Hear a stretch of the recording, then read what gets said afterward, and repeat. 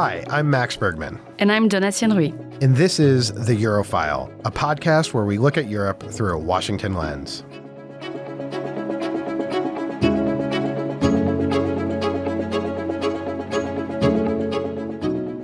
This is a special crossover episode between The Eurofile and CSIS's Truth of the Matter. I joined Andrew Schwartz to discuss several pieces of breaking news that dramatically affect Europe and why they matter, and how the transatlantic relationship might change in the face of the rapidly evolving collisions that have emerged since the start of the Trump administration.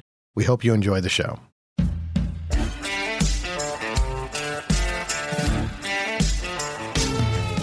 I'm Andrew Schwartz, and you're listening to The Truth of the Matter, a podcast by CSIS where we break down the top policy issues of the day and talk with the people that can help us best understand what's really going on. To follow up on the events in Europe the past week, we have with us none other than Max Bergmann, who is the director of our Europe, Russia, and Eurasia program at CSIS. Max, we had a tumultuous time, to say the least, Munich Security Conference, negotiations with Russia. Can you help us understand all this and what it means for the U.S. and our transatlantic allies?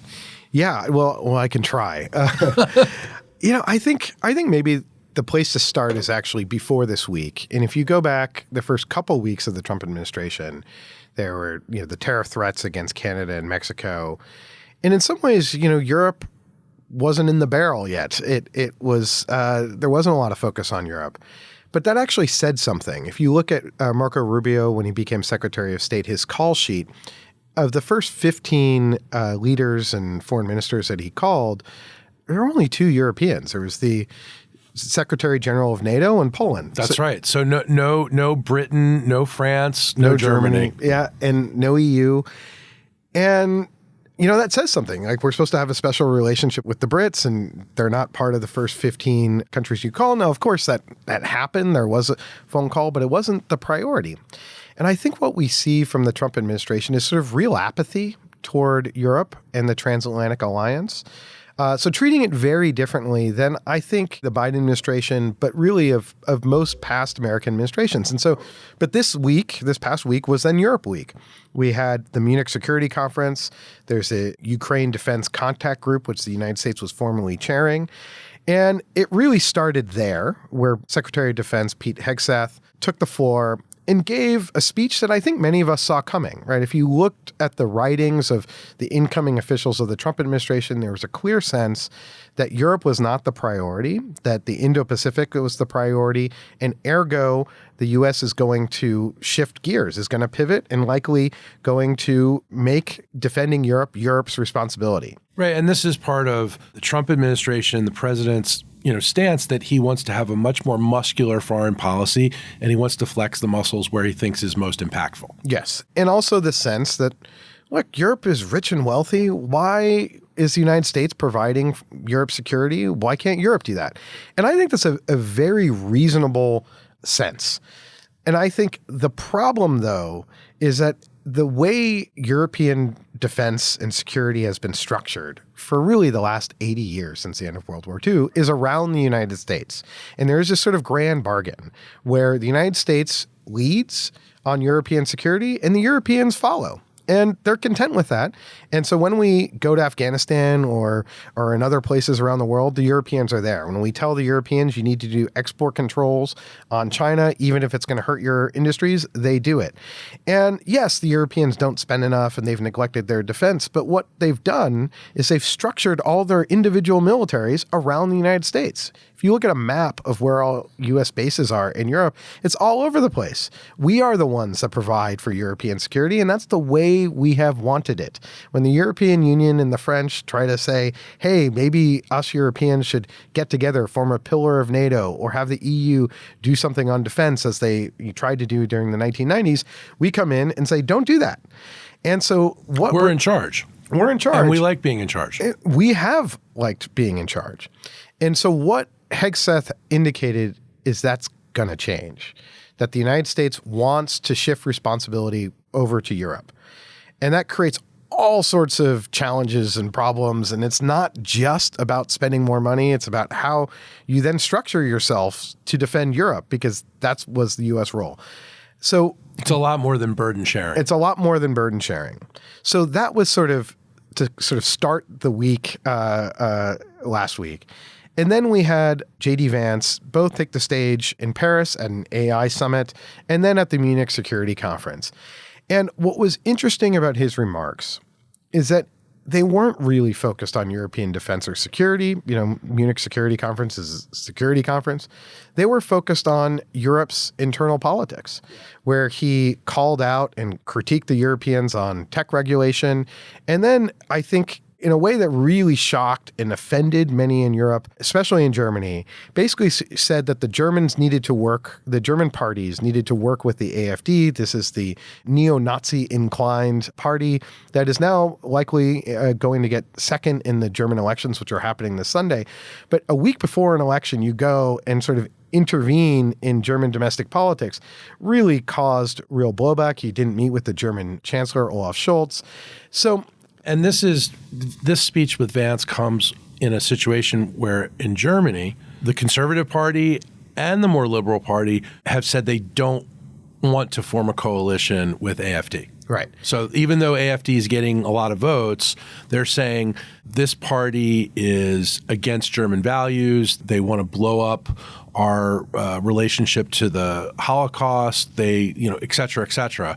And so German politicians, we're not going to form a coalition with them.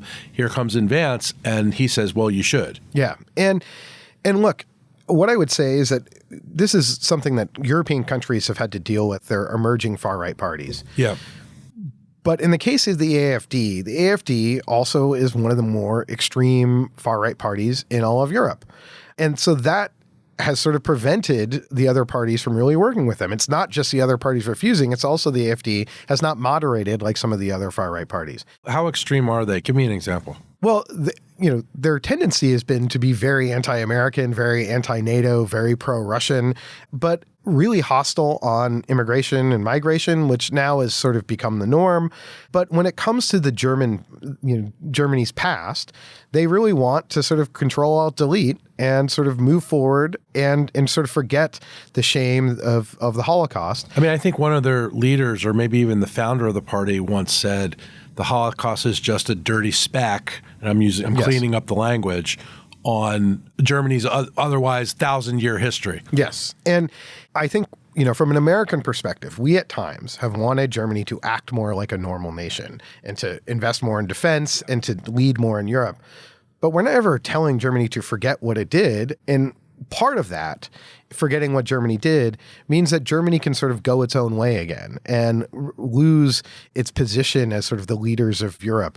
And so this is where I think the intervention in European politics caused a real shock at the Munich Security Conference. Shock among the Europeans. Shock amongst the Europeans. Not Americans probably weren't shocked by this. I mean, some Americans were, but this government certainly has telegraphed that they were going to do something like this. Right. And I think what we are seeing here with the Trump administration, we have a new report out called The Coming Collisions in Transatlantic Relations. Yes, I wanted to ask you about that too. It's on our website, The Transatlantic Alliance in the Age of Trump, The Coming Collisions. And what we see mixing here is not just a fight over security, not just a fight over Ukraine, but also all these other more economic, domestic policy issues, tech regulations, tariffs. And there's going to be a fight over climate change and EU climate regulations and climate trade barriers, and also the international order on the International Criminal Court and support for the Paris Climate Agreement. So you're going to see all these collisions happening on domestic and economic policy issues and on the security side. And I think the real fear for the Transatlantic Alliance is these fights aren't going to be compartmentalized. They're going to be blended together in a sense that they make the other fights worse. And what we saw with J.D. Vance is taking the stage at a security conference to then talk about domestic political issues, to talk about tech regulation. And I think this is setting the stage for what will be a very, very tumultuous 4 years in the transatlantic alliance. And it may irrevocably change how we view NATO and how the Europeans view us as a security partner, security provider, and as an ally. The report is really fascinating because it goes through all the collisions you just described. And by the way, for our listeners, you can listen to the report as an audio brief on our website, where you can read it, download it, however you want. I really learned a lot from listening to it. I hadn't thought back to some of the history about how, Britain has always supported the United States through every war, Iraq wars. France and Germany, of course, in the Second Gulf War didn't. Mm-hmm.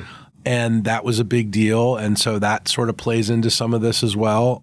Tell us, how do you think the Allies go forward? I've been reading coverage where, reporting that says the Allies no longer view us as allies, they view us as adversaries. Yeah, I've heard senior European diplomats describe to me that they think we're going through a divorce, and they're sort of shattered about that, but are now needing to focus on the future. And I think there's an upside here potentially, and I try to find the kind of silver lining. But that's why your work's so great. Yeah, well, the upside is that I do think that transatlantic relations had gotten stale. I think under the Biden administration, and it's not just Biden, but I think the basically post-Cold War approach toward Europe meant that we started to take Europe very much for granted. And we pivoted to Asia, we pivoted to the Middle East, et cetera. And then we would get annoyed that the Europeans aren't spending enough on defense. Where really European spending on defense is to basically dock into the United States military and make the U.S. military stronger. And we started to take Europe for granted. And I think the Europeans were also quite content with the current bargain, to spend not that much, but to have America protect them. And I think it does make sense. Europe is a very rich continent. They have the wealth to defend themselves and to deter Russia. And given the threat posed by China, to basically tell the Europeans, we need you to be stronger. And if you're stronger, and if you can defend yourself, you'll be a better partner to us. I think it makes sense to try to begin that transition. And the Biden administration, by saying America's back, I think led to some degree of complacency. You can look at the defense spending numbers and they went up, but there weren't real reforms in Europe about how Europe could defend itself with less of an American role. And so I think the Trump administration is now going to really begin that transition. So it's a really big shakeup. A really big shakeup. The problem is Europe is so dependent on the United States that if you pull out and pull back very quickly, you will leave Europe very exposed. And there is this country called Russia that has shifted to a wartime economy, that has ramped up its defense industrial production, that now is, fighting an incredibly intense war. And then once you get on that kind of wartime footing, it may be that maybe the war in Ukraine dies down, but Russia says, well, now's the time to go at Europe. And so Europe has to take its security incredibly seriously at a time when, its simple ability to move forces around Europe, to, have the intel to be able to know what to shoot at, that's all the U.S. providing that. So that will take perhaps a generation to really replace, but it may happen very quickly. And that is what is leaving Europe feeling incredibly exposed right now and on the verge, I would say, of panic about their own security and about their place in the world. And, some countries that are really close to Russia, bordering Russia, you've got Poland, you've got Latvia, you've got Estonia. They're shaking in their boots because they're really close to it. Yeah. These are NATO countries. Right. These are NATO countries. And the U.S. security guarantee is essential. You can drive through Estonia from the Russian border in a few hours. So for Russia to get to Tallinn, they could overwhelm the NATO forces that are there very quickly and take these countries. It is a very real threat. And I think also maybe to step back for a second is sometimes we think that, man, the Europeans just haven't really been doing anything over the last decades. They've just been stagnant. This is a declining continent. It's actually not. You can really see it when you go to the Baltics because you're in Europe. You're in the European Union. And that's been 21 years now, since 2004. And Europe has spent a lot of money, spent a lot of resources in really helping these economies grow. And it's one of the most vibrant regions of the world now in Eastern Europe. It's a really remarkable feat. And so I think if I was going to take a step back, I would hope the Trump administration now can facilitate Europe beginning this transition where Europe becomes actually stronger by taking control of its security. But in order for that to happen, it can't, sort of pull the rug away too fast. And that's the sense that the Europeans are getting, not just in Munich, but then when we saw Marco Rubio sit down with the Russians in Riyadh for negotiations. Without the Ukrainians there. Without the Ukrainians, without the Europeans that are providing just as much, if not more aid than we are providing to Ukraine. And when you look at some of the reporting around the Trump administration's grand plans, it all involves the Europeans picking up the tab for supporting Ukraine militarily and economically. But they don't have a seat at the table. But they don't have a seat at the table. And so they feel cut out of these negotiations. And the other thing that Pete Hegseth did in his speech was to say that Ukraine would never be part of NATO, which, you could argue was sort of becoming the consensus here in Washington that wasn't going to happen. But that's something you make a concession in a negotiation. Right, it's a leverage. And I think what the Europeans and the Ukrainians see is the administration making a lot of concessions to the Russians, but the Russians not making any concessions. What concessions have the Russians made thus far? The war is still going on. Russia is still bombing Ukraine. They are still on offensive in Ukrainian territory. And so there's real concern that what will happen now is that there'll be a deal between Washington and Moscow that will essentially sideline the U.S. from supporting Ukraine and will put a lot of pressure on the Ukrainians to agree to what would be a pretty terrible deal for them. And I think there's also concern in Europe that the United States may make an agreement with Russia about the U.S. force presence in Europe, about where its forces are located in Europe. Maybe the U.S. will say, okay, we'll pull our forces back from the Baltic. Maybe we'll pull out altogether.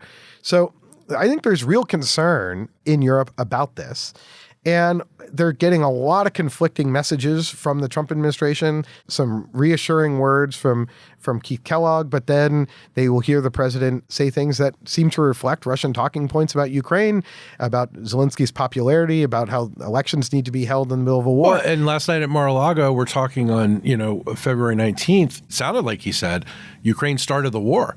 I think maybe what he meant was the war shouldn't have started at all, but it sure sounded like he was blaming the Ukrainians, not the Russians. Right.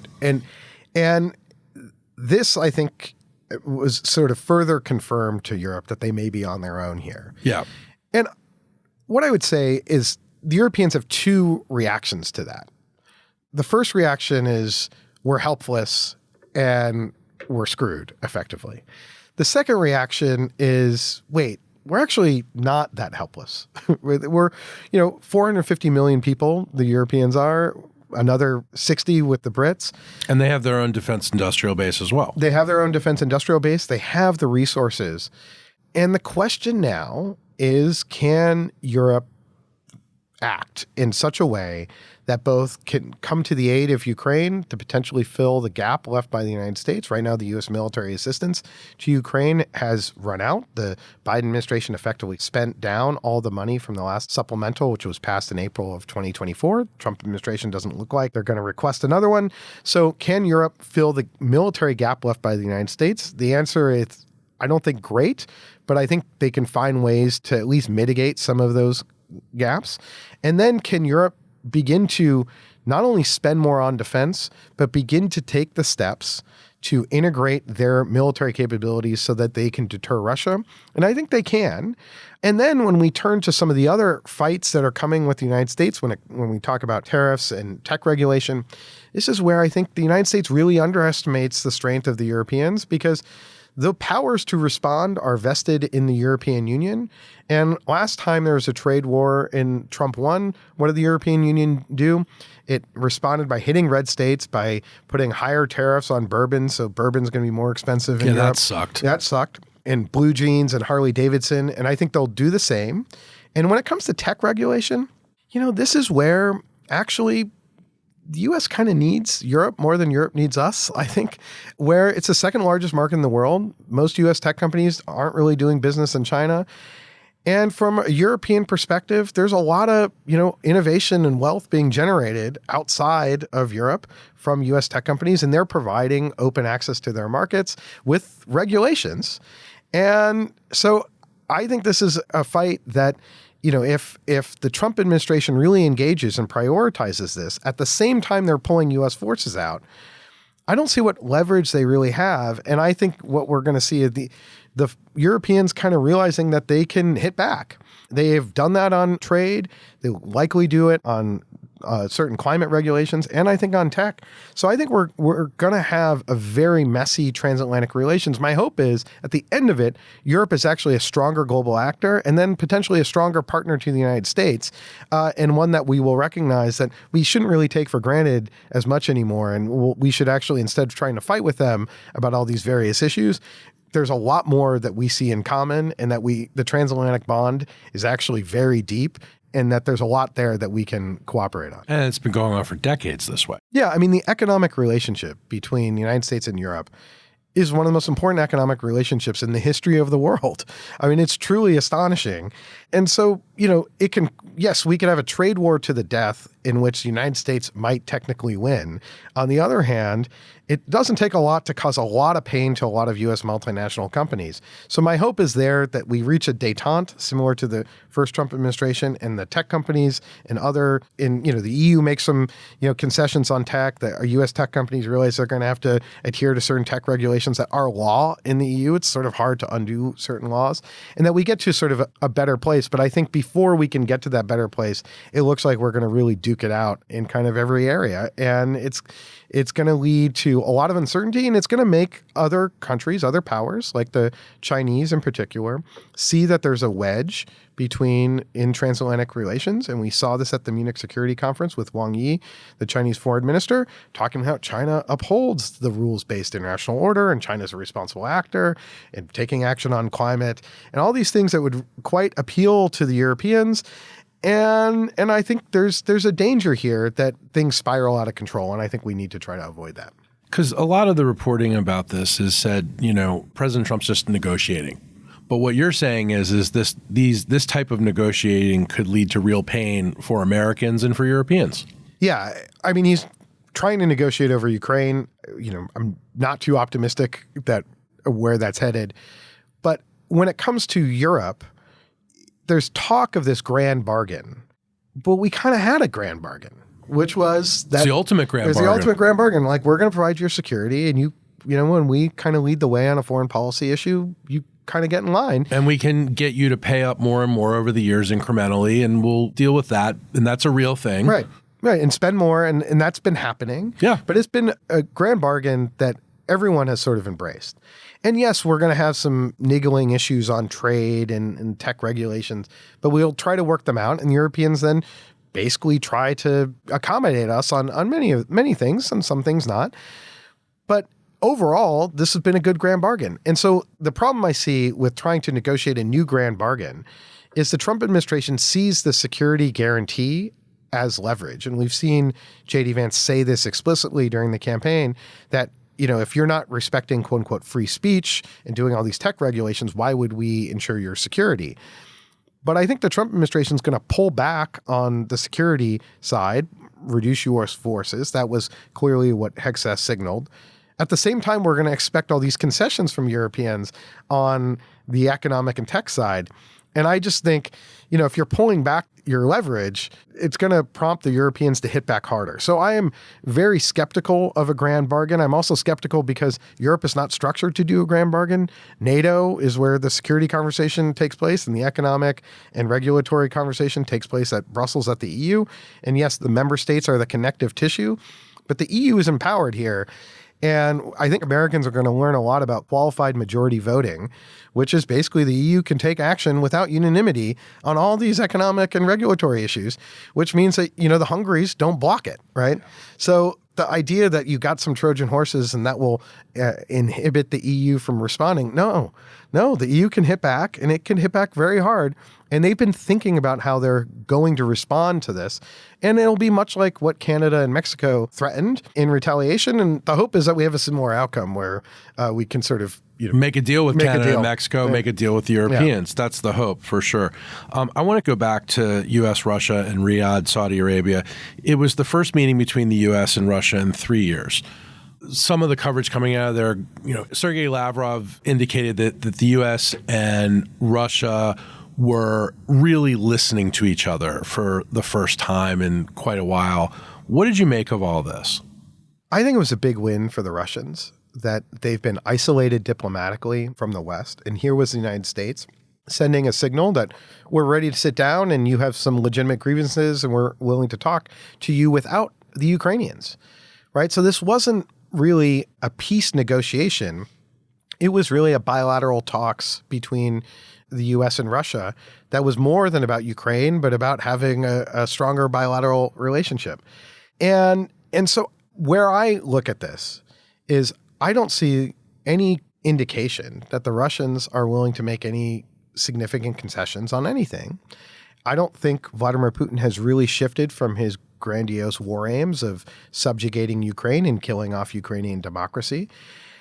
And I think what the United States needs to do is extract some concessions from the Russians that they are recognizing that they're not going to win this war on the battlefield and that they're not going to take Ukraine and that this war needs to end. And I have not seen any signals from Russia that that's the case. And what we saw from President Trump at Mar-a-Lago was that he said, some pretty derogatory things about Zelensky, said Zelensky's approval rating is at 4%, which I don't believe is correct. Not true at all. As we're recording this podcast, there's new language coming out from President Trump where he calls Zelensky a dictator. What do you think about this? Well, I think it's troubling. And I think the signal that it sends is that the United States is not that committed to Ukraine. And part of what the negotiations that happened in Riyadh were the United States not going to those negotiations as an ally and backer of Ukraine, but more as a neutral arbiter. We've sort of taken off our pro-Ukraine jersey and put on a referee's jersey. And then you have Trump here disparaging Zelensky, saying he's at 4%, calling for new elections in the midst of a war, which is something, the Brits didn't do. Churchill didn't run for election during the war. And if I were in Kyiv, I'd be very worried that this administration is not interested in continuing to support Ukraine and is looking for a reason not to. And the Russians are going to try to give them lots of reasons not to, and one of which would be like, they refused to hold an election. How could we even sit down for negotiations? Or to force Ukraine to be the one to make all the concessions. And then when Ukraine says no, you can say Ukraine is being unreasonable. We tried to have negotiations, but we're now stepping away. And I think the Europeans see this and see the writing on the wall. I think the problem is that Europe is still having a conversation that is about putting peacekeepers on the ground, which I think is a good discussion to have, but that assumes that the talks go somewhere. And I think where they really need to reset is assume that the talks don't go anywhere, that Ukraine will have to say no, and that Europe can empower Ukraine to say no. Because the fear of Ukraine conceding to what would be a bad deal is that it would actually just enable Russia to continue to ramp up its defense industrial production, to continue to build up its forces, and would lock Ukraine out of its European future, not just out of NATO, but potentially out of the European Union as well. And so I don't really think that Russia has lost any interest in continuing this war. And so I think the broader fear here is that the United States is laying the groundwork to pull the plug on Ukraine, and the Europeans need to be wise to that. And I think Ukraine is seeing that as well. And that's part of the reason why Ukraine was sort of panicking, offering to sell a bunch of its critical minerals to the United States. And then the United States came with a deal, and this has been leaked, that was essentially Ukraine selling off its mineral rights, not in exchange for another 5-year commitment of U.S. aid, but basically to pay the U.S. back for the last 3 years. For the last 3 years. And so Zelensky was like, that's not a deal. So I think Ukraine is in an incredibly tough spot. But I think every U.S. ally around the world that is dependent on the United States for their security is looking at Ukraine, is looking at Europe right now and saying, are these guys reliable partners? If you're in Taiwan, are you thinking that this administration will be there for you if war comes down? I know many in the Trump administration would want to, but I think there's real questions about the U.S. as an ally and partner around the world. Max, what would a good deal in Ukraine look like? What would a bad deal in Ukraine look like? Well, it's a very good question. I think a good deal for Ukraine is one where Russia effectively agrees to stop fighting. I mean, obviously, Russia should pull out all of its territory, but a deal in which Ukraine does not have to recognize that the Russian-occupied territory as now being part of Russia. And this is what the U.S. did with the Baltic states during the Soviet period. We never recognized that they were part of the Soviet Union when the Soviet Union annexed them. So that Ukraine doesn't make that concession, number one. Number two is a deal that enables Ukraine to realize its European future. That's what this is all about. This is, in 2014, when there was the Maidan protests, it was about Ukraine having a closer relationship with the European Union.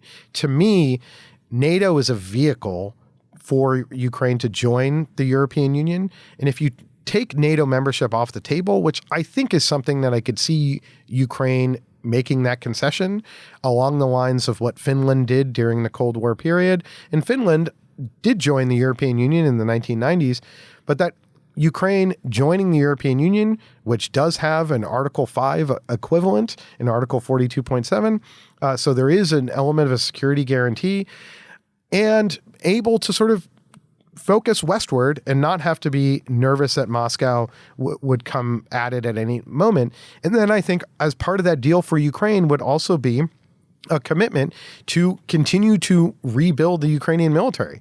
This is going to be a race to deter Russia if there is ever a deal. And that means investing a lot in the Ukrainian military so that, like Israel, no one really wants to mess with it. And that's going to require a lot of money and a lot of resources and a lot of commitment. The problem is, so a bad deal for Ukraine is a deal in which effectively forces Ukraine to recognize the territory that they've lost as being Russian territory, and so essentially legitimizes the carve-up for Ukraine. I think that's in some ways worse for the world than it is for Ukraine because it makes Russia look like, hey, we got away with this, number one. Number two would be a deal that prevents Ukraine from ever having a European future, that locks it out of the European Union and NATO and leaves it in this gray zone in which Russia can do what it's doing in Georgia, using corruption to influence Ukrainian politics, but then also lays the groundwork for, in a few years, perhaps as the U.S. and Europe kind of lose sight of supporting Ukraine, decide that Russia's going to go back in. So you could also see the Russians making a lot of requests for the demilitarization of Ukraine, and that would essentially just enable Russia to go back again and take out Ukraine. And there's one last element, which is I mentioned earlier, but something that involves not Ukraine, but the U.S. position in Europe, U.S. military position, whether U.S. forces or NATO forces can be positioned forward on the Russian border to protect the Baltic states. Any concessions there would be a huge blow to NATO, and we know that's what Putin wants because in a letter in December 2021, before the invasion, Putin said to Biden, basically, you don't want me to invade, here's my demands. Basically, NATO goes back to its 1997 borders. And that, I think, is a recipe for insecurity in Europe beyond Ukraine. Max, this is a lot to think about, and I know we'll be talking about this in the days and weeks to come. Thank you very much for this. Thank you.